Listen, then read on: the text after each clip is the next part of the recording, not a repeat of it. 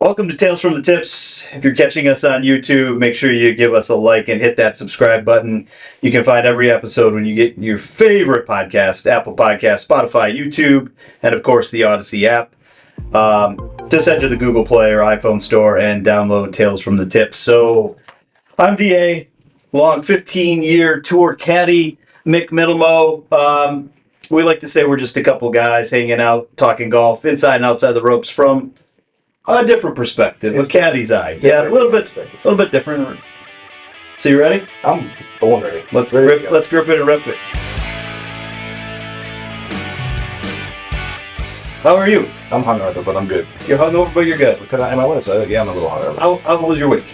My week was busy at work, but last night was my Friday night, so I decided that a couple of beers would be involved in it, and it turned into a couple of beers and a few shots, and That was that's a standard night, though. Standard night for a caddy on a Friday if you missed the cut. Standard. So you missed the cut, then? Is that what you're saying? I definitely missed the cut. Okay. The drinks were involved, heavily. Were you hanging out with any of our Atlanta Falcons at the time? I should be drinking. No, I was not. Let's not bring that up. That's why I wore a Colorado. I wore a Colorado jersey today for you. I do appreciate it. And for those that don't know, I did have a chance to run the Rockies radio network for a few years when I was back in Denver.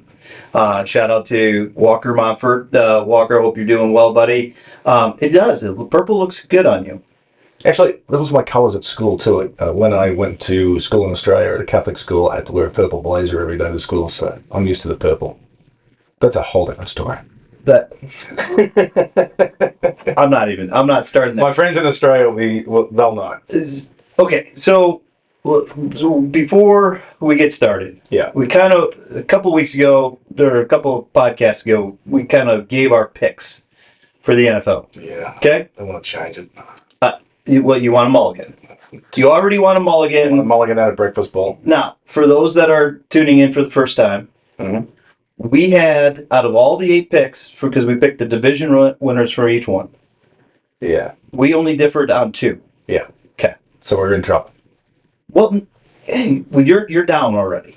You're losing. Am I? Well, I didn't pick that you picked. I took Dallas. Oh, yeah. And you took Philly, which that's okay. That's okay. That's good. That's both 1-1. That's a push at a minute. We both took San Francisco. Yeah, but they look good. They looked really good. We both took Miami. Yeah, they didn't look so good. We both took Baltimore. Yeah. We both took Jacksonville. Mm-hmm. We both took Kansas City. They'll win that division. We both took Atlanta. Let's not go there. We're going to touch on that. I don't want to. We will touch on that because what we represent our home team. I know. So we'll. But this is the one where we differed. The Lions and the Packers. The Lions and the Packers. I want a mulligan. You want a mulligan? Yeah. No, I'll stick with the Packers. You're going to stick? Even with who's their quarterback now? Well, who knows? I mean, at the time of this podcast, we still don't know what's going on with Jordan Love. Well, apparently it's like 4 to 6 weeks. Apparently. But so we know how that works. If he's out for 4 to 6 weeks, they're done. They're toast. Okay. So, again, do you want the money or not? Do you want the breakfast ball or not? I'm not going to take a mulligan. You're not going to take the breakfast ball? Mulligans. You know what we call mulligans in Australia? No. Cheating. Well, just take a mulligan. There it is. Oh, you mean just drop another? There it is. Okay, and then say you had a 4 on the hole when you really had a 7. So, okay, overreaction podcast. Yeah. What biggest takeaway from the NFL season first week 1? Oh, Falcons! How horrible they were. I mean, all this expectation and me just like falling into this. This is going to be the greatest team ever, like assembled by an Atlanta, and it was horrible. Yeah. And I think the game plan was even worse. That's where I was going to go. I was going to say the game plan. The game plan was horrible. He never went under center once. Yeah. Why?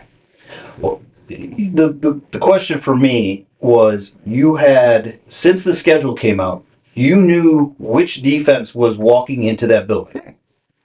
Because Pittsburgh really didn't do massive overhaul changes to that defense. No. It was one of the top defenses in the league last season coming in, and you knew that TJ Watt was out there. He's a beast. And you did nothing.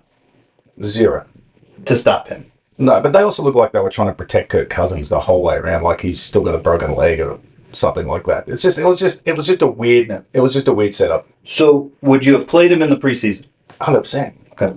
Hindsight 2020, of course, obviously. 100%. I mean, it's just a whole different game. I mean, I grew up playing Australian rules football, but you have to play practice matches. You have to get your wind up. You have to get it underneath you. You have to know what it's all about for the first. I mean, and maybe you don't go like as hard as you do in a regular game, but you still got to play. I mean, they look disjointed. They look like they weren't ready to play. Well, and see, that's kind of where I thought the same thing.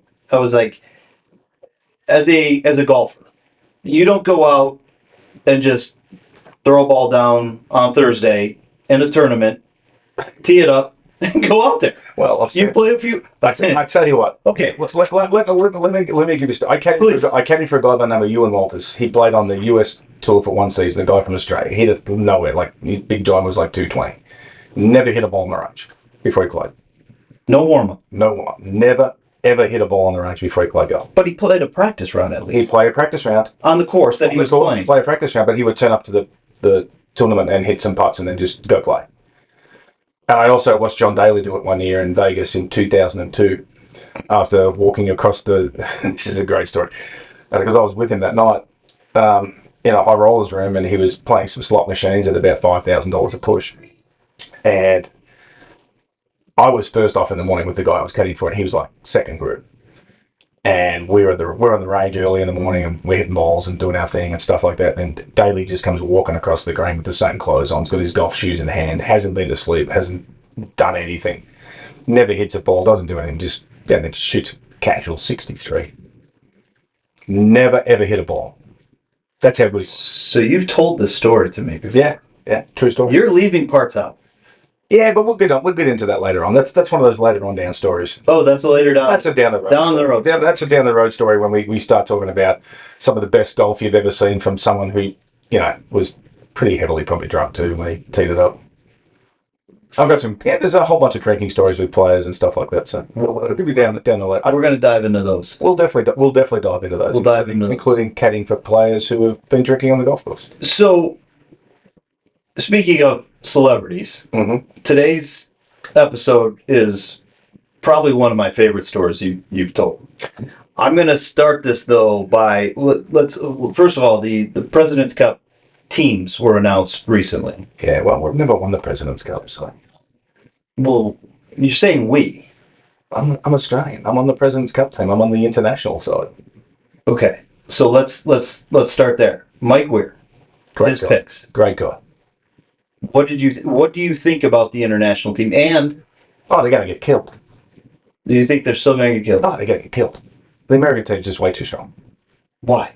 Because they're just better players.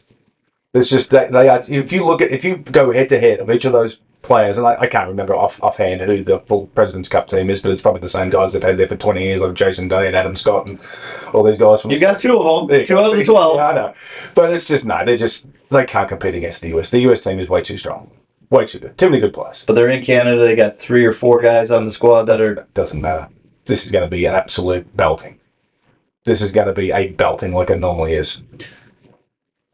Okay, well then I'm going to ask you. So you think that what Furyk did then makes total sense? Just go straight chalk right down the line, 6 through 12. Yeah. You earned it. You play.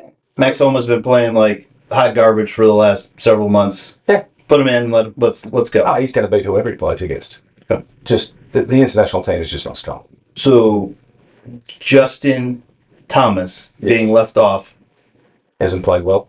Hasn't played well for a couple of years, really.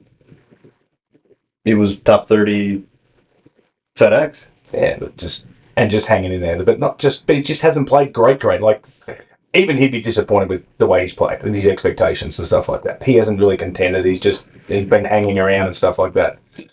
Now I'd like to caddy for him being at the.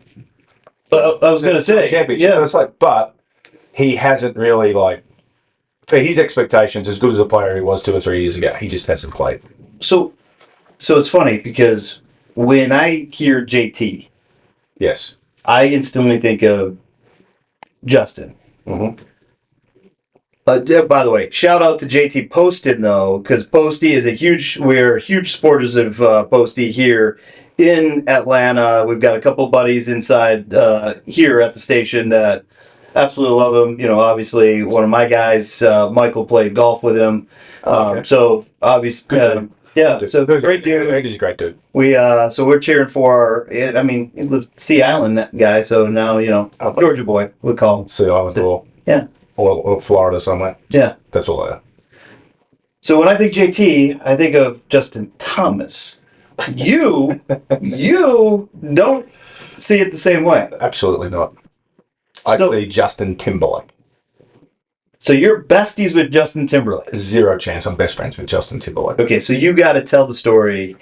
Justin Timberlake. The Shriners event in Vegas, he ran it for about maybe 4 or 5 years. It was his thing. I was caddying for Greg Owen out there from England. I caddied for Greg for many, many years. And we're on the practice. We're going to play a practice round early Tuesday. We're on the tee, just something, which is good for Vegas because you're obviously feeling great at sunup. Yeah.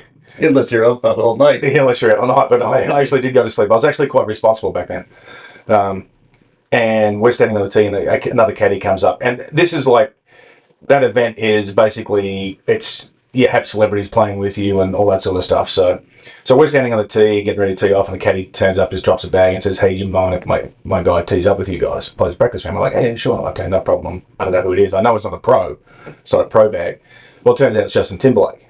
And I'm like, this is kind of cool, like a little kid. And I'm like, so you got a little fanboy in you. Oh, yeah, absolutely. I'm like 40 years old. Justin Timberlake, this is kind of cool. I'm like texting my wife, guess what? I'm ex-wife, second one. Second one. Yeah, second one. And I'm like, so I'm texting her. Like, well documented now, by the way, on the podcast. How many wives Mick has had? Yes. Three. Go with that. And more. 3. And so he tees up with us. Probably the nicest guy I could ever meet. So we play 18 holes with him. We're chatting. We're just having a really, really good time. And then we go to the range, and Greg's trying to help him on the range, and Greg's helping him and stuff like that. And then he's like, "Hey, Mick, are you coming to the concert that I've got going on tonight?" And I'm like, "No, caddies don't get tickets." I got you. You come along to this concert, and the concert was awesome. So Elton John makes an appearance, and it was amazing. So we're doing that, but I'm just like, he signed some autographs for my wife at the time and stuff like that. Signed some stuff for me, got some photos taken. I'm like, this is really cool. This is like, I'm hanging out with Justin Timberlake. This is, I've made it. Yeah. Thinking like, this is it. Finally, this job's finally paying off. We're going to be buddies for the rest of our lives. Right. Me and JT. You're besties. Oh, soon to be. Yeah. And so, we go to the range, we hit balls, all this sort of stuff. So the funny thing is that Wednesday is the Pro-Am. And now there's he's teeing off in the afternoon. It's like 1 o'clock in the afternoon, and there's like hundreds and hundreds of girls trying to get his autograph. And I've had a fairly big night. But I haven't told any of my Australian caddy buddies or any of my other caddy buddies that, we had practice round with Justin Timberlake. So I'm standing on the side of the putting green, and I've got my credentials on. I'm just standing there, and my boys come up, and they just start talking. We're just talking about anything in the practice rounds and whatnot. And one next thing, Justin Timberlake sees me, and he comes over and gives me like that man hug, high five and this. And man, great to see you. Hey, how was last night? Everything great? Yeah, thanks, Justin. Everything was just a fantastic night. And my Australian buddies are like looking at me like, how do you know Justin Timberlake? Did that just happen? And I'm like, I know everybody. So Justin Timberlake, he just said hello to me. So I was like, cool. So I call my wife at the time. I'm like, you're never going to believe what just happened. Justin Timberlake just walked up to me and said hello to me in front of everybody. It was like the coolest thing ever. And so the next year, I'm like, oh, hi, this Justin Timberlake again. And I saw him on the range. I walk up. I'm like, hey, Justin, how you doing? And he just walked past me like I didn't exist. Didn't even know who I was. So he's not in the phone. No, he's not. You can't not. Call or text him. No, he's not. Okay. It was just a great 48 hours. And then after that, there was like, he didn't know who I was. What other celebrities? Bill Murray. We were paired with Bill Murray 2 years at Pebble Beach. Okay. Awesome. Great dude. Cubs fan, so obviously he's a great dude. Yeah. Everyone knows I'm a Cubs fan. If you don't know him. That's why he's wearing the Rockies. The Rockies jersey for you. For me. Colorado. Larry Walker. Well, I didn't know we were going to be on camera today, too. Otherwise, I would have worn a great job. Would have worn my Anthony Rizzo jersey, but...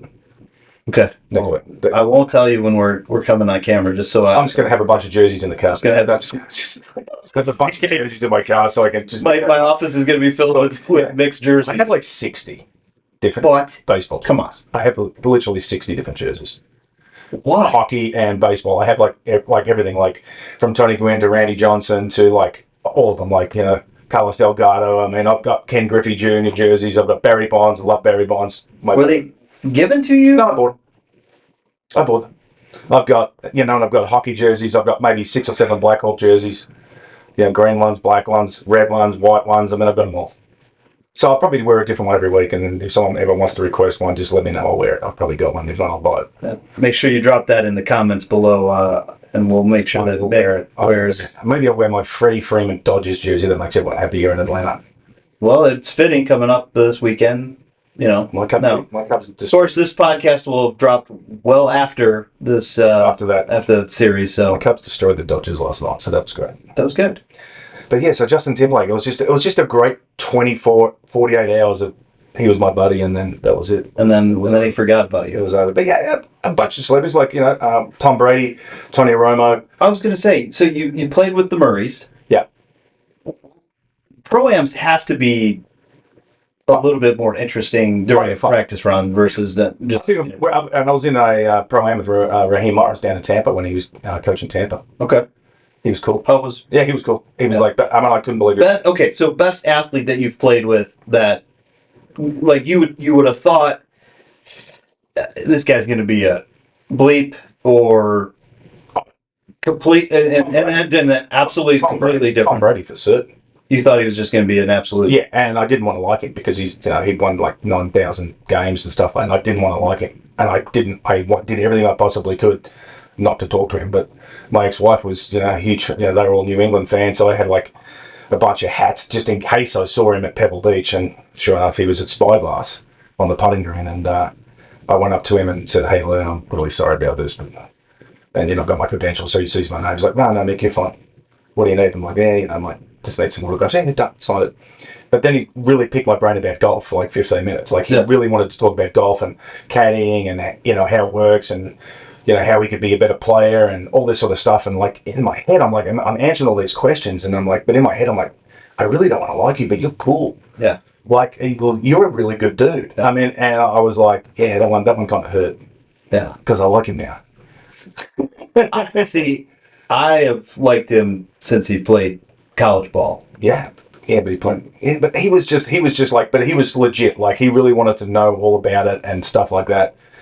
And he wanted to know the ins and outs of caddying and what he could do to improve on the golf course with course management, stuff like that. He really picked my brain for like 15, 20 minutes. It was really cool. That's really cool.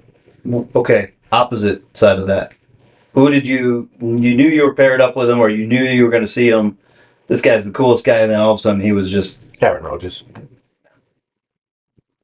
Really let you down on that one, huh? Yeah, horrific. What happened? So again, same thing. Buddy of mine, big Packers fan. I have a football there that he gave me just in case I see Aaron Rodgers, and I did. And I was after a round of golf, and he's standing right there. And there's no one around. He's not signing any autographs. He's just standing. It was at Spyglass again. And we're just sort of sitting there, and then I see him, so I'm like, oh, cool. So I take out the ball. I'm like, hey, Aaron, is it possible if you can sign this? And it was just like, I asked him to fix world peace. Yeah. Yeah, I was like, the autograph was like this, like an A with a line. It was just like this. And if that ball had been for me, yeah, I would have thrown it right in the trash can next to him and gone, sorry about that. That was just too much for you. I get it. And I understand that they probably get sick of it and stuff like that. But usually when you're on the inner sanctum of you're a caddy or a player or stuff like that, and you're at a pro-am, you're at a pro-am, you're going to sign a bunch of autographs. Right. And there was no one else around. It was just him. So that one kind of just, yeah. And then I've heard the story. So not high on my list of.